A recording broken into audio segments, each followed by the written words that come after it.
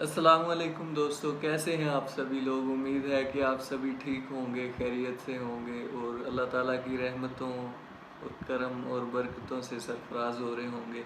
تو آج جس ویڈیو کو ہم دیکھیں گے وہ ویڈیو ہے ایک فلسطینی لڑکی کی، ایک فلسطینی مجاہدہ لڑکی کی، کہ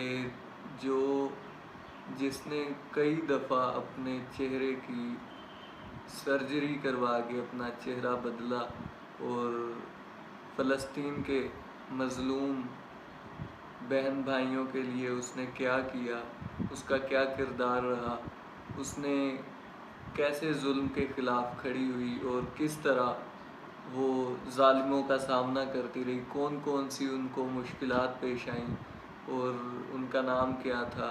یہ ساری ویڈیو ان کی زندگی کے جو مشن تھا، ان کی زندگی کی جو داستان تھی، ان کی زندگی میں جو چیزیں ہوئیں ان کے بارے میں ہوگی۔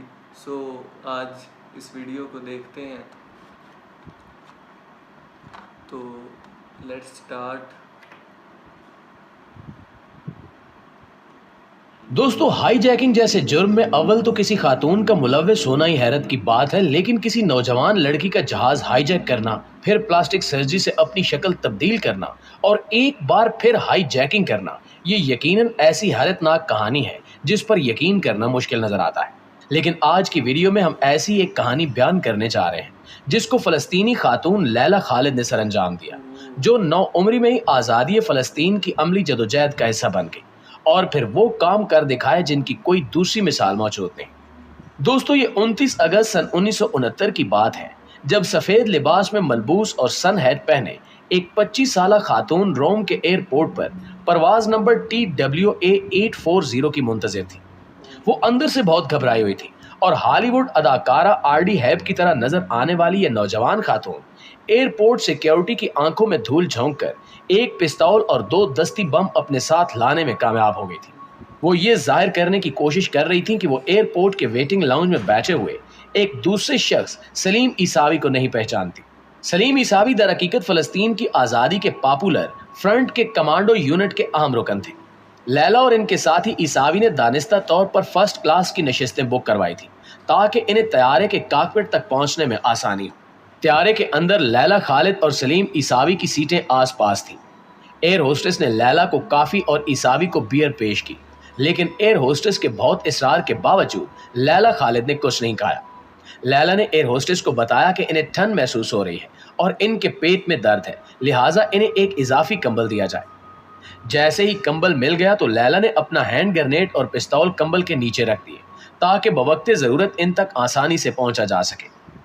اپنے ایک انٹرویو میں لیلا خالد بتاتی ہیں کہ جیسے ہی طیارے کے عملے نے مسافروں کو کھانا پیش کرنا شروع کیا، سلیم اچھل کر کاکپٹ تک پہنچ گئے اور ان کے پیچھے میں بھی اپنی گود میں رکھے ہینڈ گرنیڈ کو لے کر دوڑی۔ اسی دوران ایئر ہوسٹس کے ہاتھ سے ٹرے نیچے گر گئی اور وہ زور سے چیخی اور میری کمر میں پھنسی پستول میری پتلون کے اندر سے پھسل کر طیارے کے فرش پر جا گری۔ میں نے اور عیساوی نے چیخ کر کہا کہ فرسٹ کلاس میں موجود تمام مسافر اور عملے کے ارکان کو طیارے کی عقبی سائڈ پر موجود اکانومی کلاس میں چلے جائیں۔ دوستو، واضح ہے کہ اس ہائی جیکنگ میں لیلا خالد کو پائلٹ اور فضائی ٹریفک کنٹرول روم سے رابطہ کرنے کا کردار دیا گیا تھا۔ ابتدا میں لیلا نے پائلٹ سے طیارے کو اسرائیل کے لود ایئرپورٹ پر لے جانے کے لیے کہا، جسے اب ڈیوڈ بین گورین ایئرپورٹ کہتے ہیں۔ جیسے ہی طیارہ اسرائیلی خطے میں داخل ہوا، اس کے ساتھ ساتھ اسرائیلی فوج کے 3 معراج طیارے پرواز کرنے لگے اور جنگی طیاروں کو دیکھ کر مسافروں میں خوف و ہراس پھیل گیا۔ ان کا خیال تھا کہ اسرائیلی فضائیہ ان کے طیارے کو مار گرائے گی، لہٰذا لیلا خالد نے ایئر ٹریفک کنٹرول سے رابطہ کیا اور کہا کہ اب آپ ہمیں فلائٹ TWA 840 کی بجائے PFLP یعنی فری عرب فلسطین کے نام سے پکاریں گے۔ طیارے کے پائلٹ نے پہلے لیلا کی ہدایت ماننے سے انکار کر دیا، لیکن جب لیلا نے اسے اپنا دستی بم دکھایا تو انہوں نے ہدایت پر عمل کرنا شروع کر دیا۔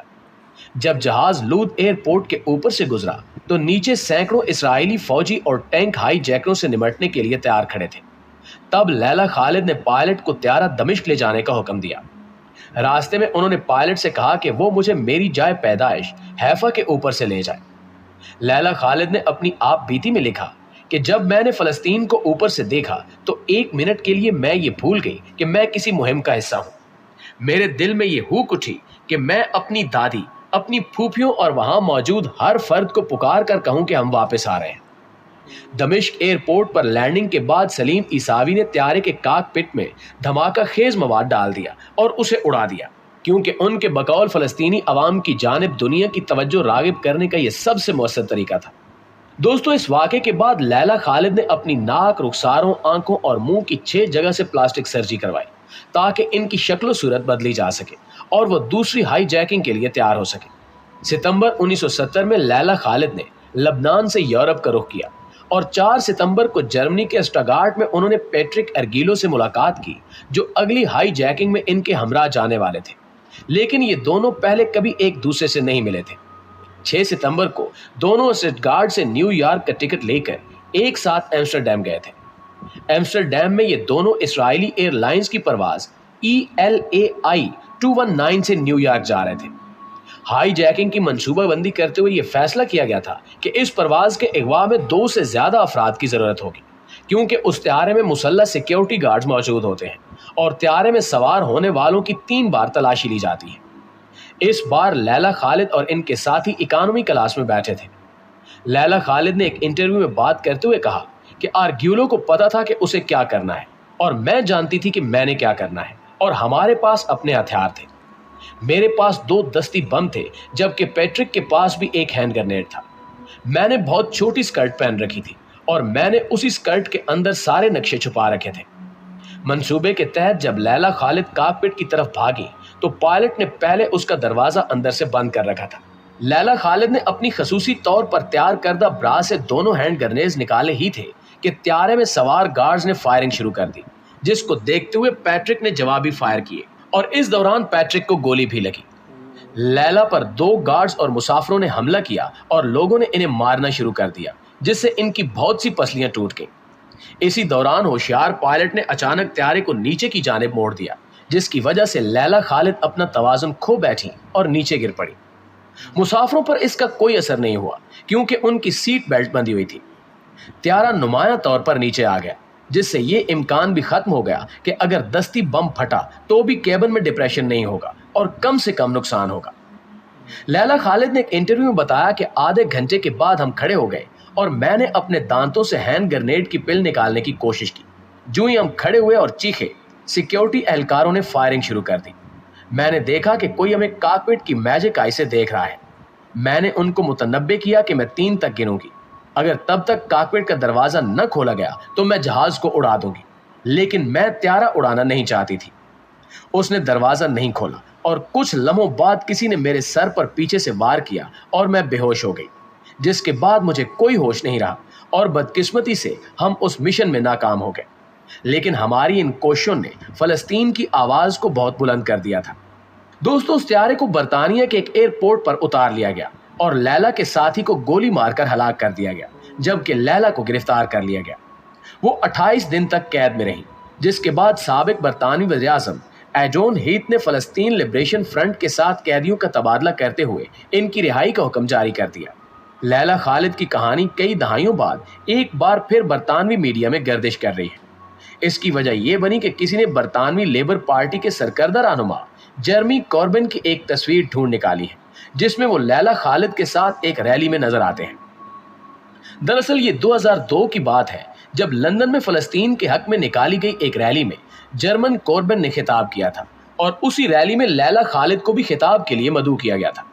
اپنے خطاب کے دوران لیلا خالد نے اسرائیل پر فلسطینی جھنڈا لہرانے کے عزم کا اظہار کیا، جبکہ جرمی کوربن نے بھی فلسطین پر ہونے والے مظالم کے جواب میں اسرائیلی مصنوعات کے بائیکاٹ کی اپیل کی تھی۔ جی تو معزز دوستو، یہ تھی ہماری آج کی ویڈیو۔ اس حوالے سے آپ دوستوں کی رائے کیا؟